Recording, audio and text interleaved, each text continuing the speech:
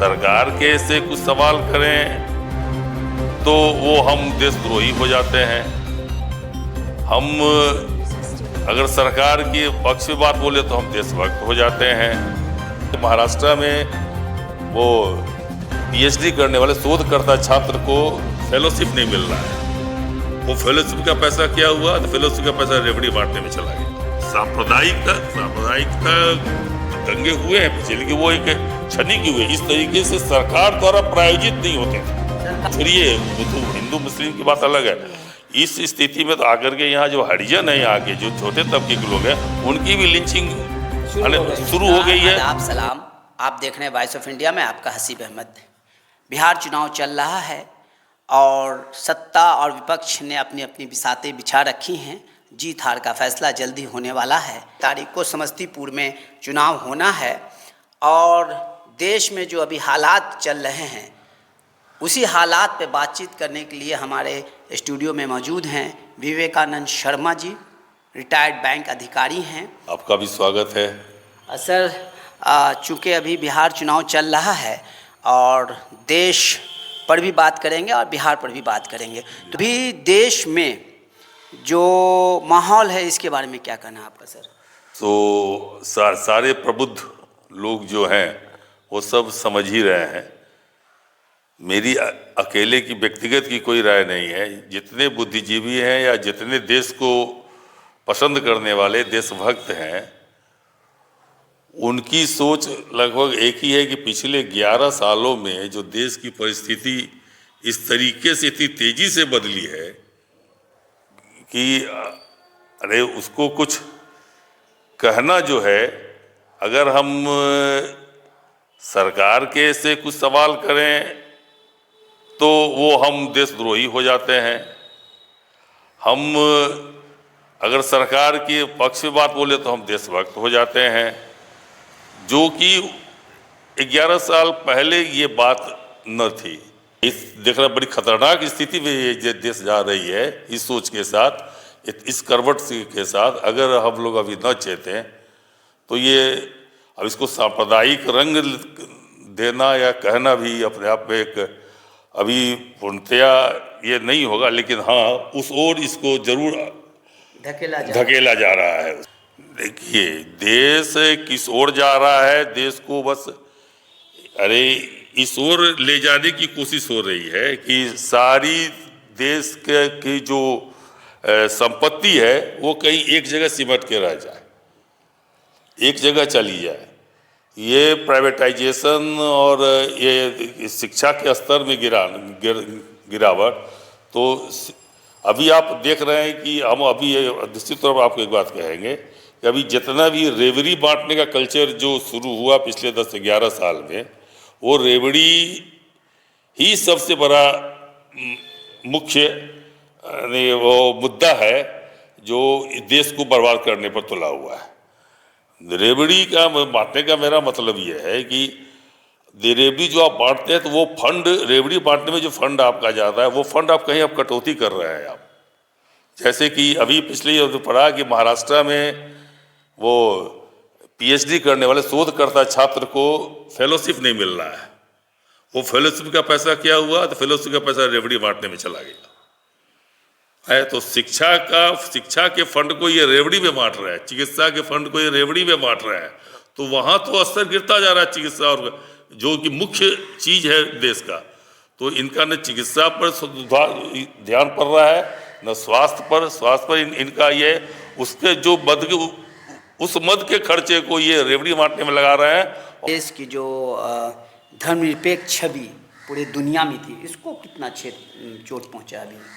वो तो पूछिए मत हर्षद साहब, धर्मनिरपेक्षता की कितनी क्षति पहुँची है। हम ये तो अब बड़ा अफसोस होता है ये कहते हुए कि हम कभी ऐसे जगह देश में थे जहाँ ये यानी इस तरह की बात को सुनना समझना ही है कि अपने आप में ये था।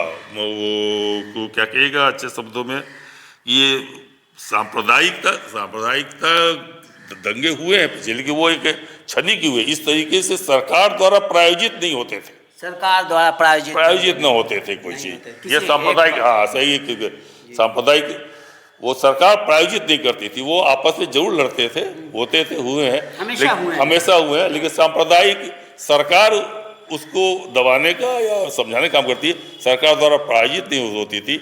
अभी मुस्लिम अब छोड़िए, वो तो हिंदू मुस्लिम की बात अलग है।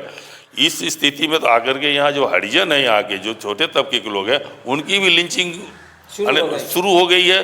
देख, और तथ्य छुपाने की कोशिश इस सरकार में, इस व्यवस्था में हद से हद भ्रष्टाचारी हैं। वो कहीं जब तक हम इधर हैं तो वो भ्रष्टाचारी रहते हैं, जेल जाने की तैयारी में रहते हैं कि जब ही उन्होंने पाला बदला तो वो उनका वो सारा भ्रष्टाचार दोष खत्म हो जाता है। तो ये तो बड़ी खतरनाक स्थिति है।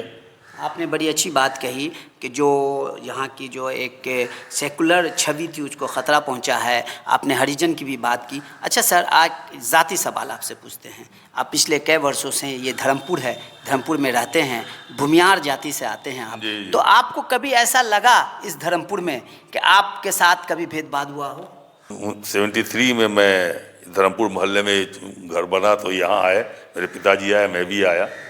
मैं यहाँ बचपन से ही समस्तीपुर में, यानी बाबूजी तो 48 से ही रहते हैं, मैं यहाँ 1966 से यानी अद्यतन अभी तक यहाँ रह रहा हूँ।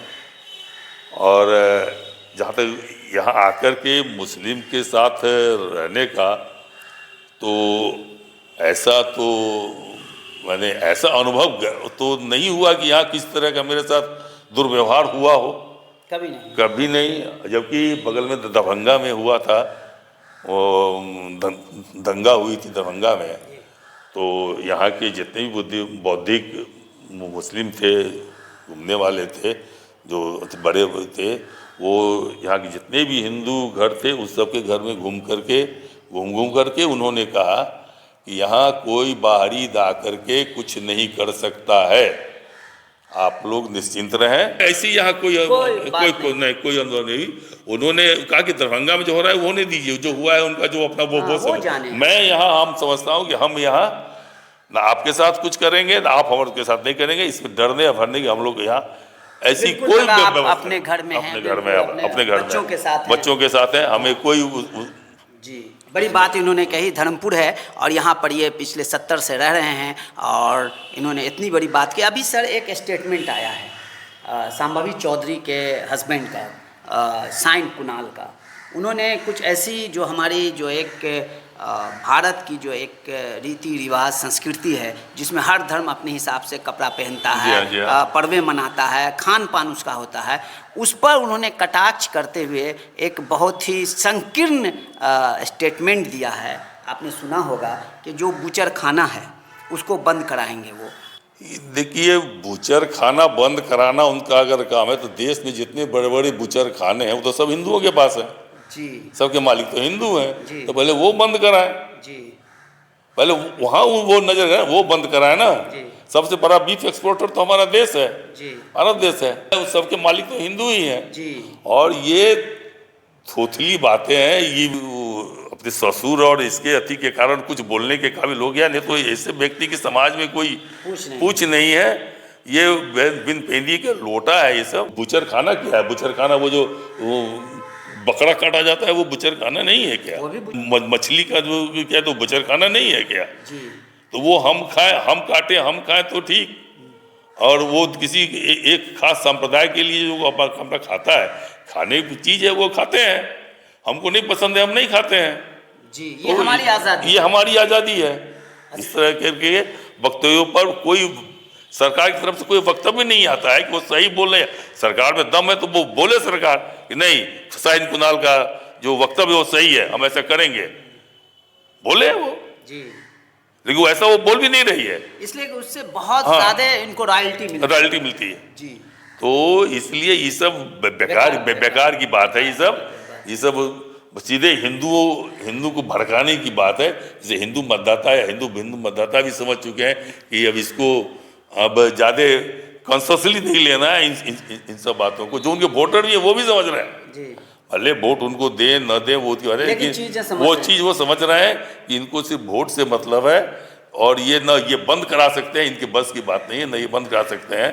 बंद कराना होता तो ये जितना वो कट रहा है, मंदिर में जो बकरा बलि चढ़ता है वो बुचर खाना नहीं है। भैंसे करते हैं। भैंसा जो करता है वो कामाख्या देवी में वो बुचर खाना नहीं है।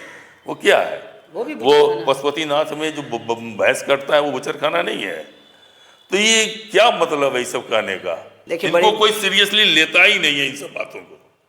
देखिए, बड़ी बात कही। विवेकानंद शर्मा हैं, जाति से भूमियार हैं, धर्मपुर में रहते हैं और देश और जो हमारी जो सांस्कृतिक एक विरासत है उनको बचाने के लिए इन्होंने बड़ी बात कही है। और चुनाव आएंगे, लोग जीतेंगे, हारेंगे, चले जाएंगे, लेकिन जो हम जनता हैं एक साथ रहेंगे। आपका वॉइस ऑफ इंडिया से बात करने के लिए बहुत बहुत धन्यवाद। बड़ी बात